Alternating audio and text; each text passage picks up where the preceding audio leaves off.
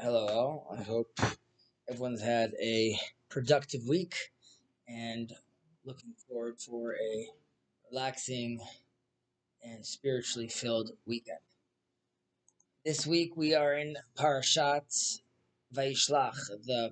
This week's reading portion is Vayishlach, uh, where Jacob is. It starts with him sending out messengers to Esau. He is leaving the exile and making his way back towards the promised land, towards home. There's obviously a lot to discuss in this week's portion, but I wanted to focus specifically towards the end of the portion with regards to the incident with Dinah, uh, Jacob's daughter, the 13th child of Jacob. So, as we know, she is leaving. She leaves the city. She gets kidnapped and raped by Shem, son of Hamor.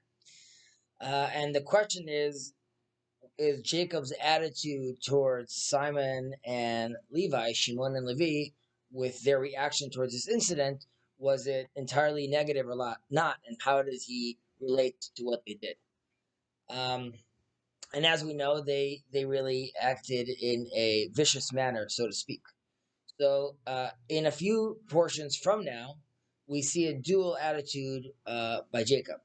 On the one hand, he tells Joseph in Genesis 48:22, "Moreover, I will give to thee one portion above thy brethren, which I took out of the hand of the Amorite with my sword and my bow."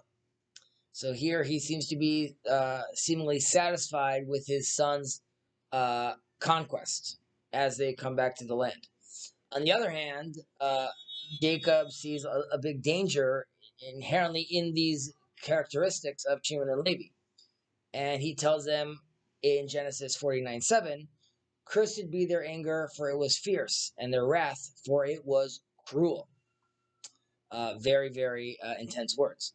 So we see over here that while Jacob is accepting the specific act, uh, the however, the psychological trait they have of this zealotry is not one that he believes should lead the people of Israel throughout the ages to come.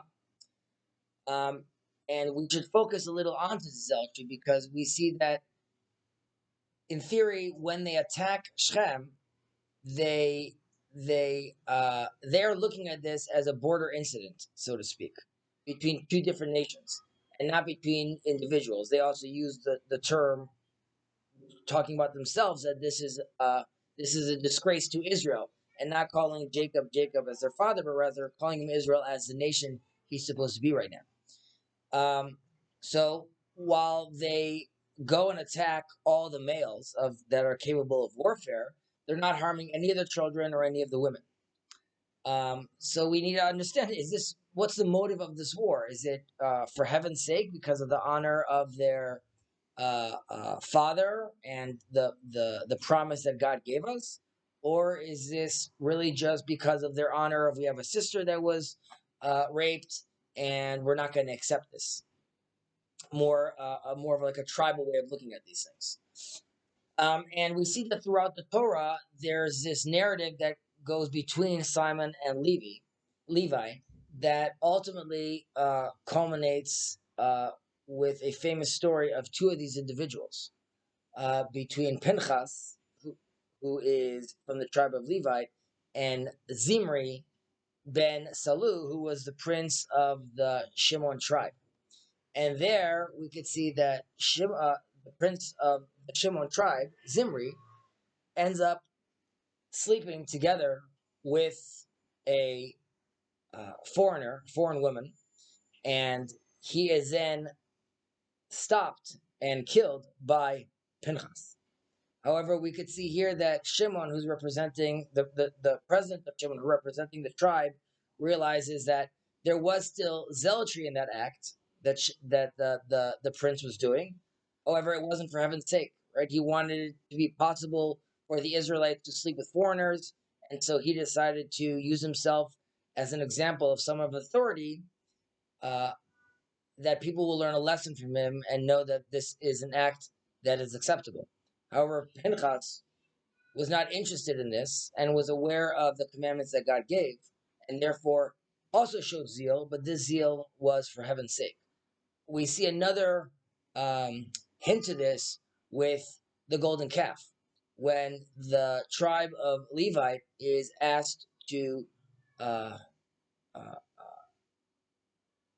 bring honor to God and goes and kills roughly 3,000 of the Israelites, including seemingly family members as well, because their zealotry was so intense. But again, it was for heaven's sake.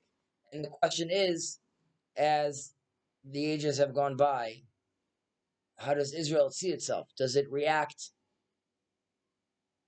in heaven's sake, and its aggression is channeled through the proper routes?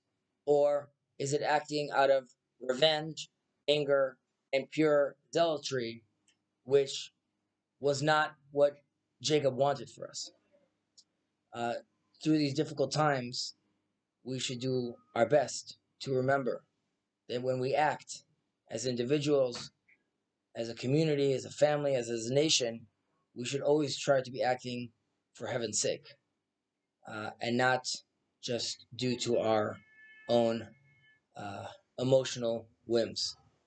I wish us all a Shabbat Shalom, peace, understanding, and love.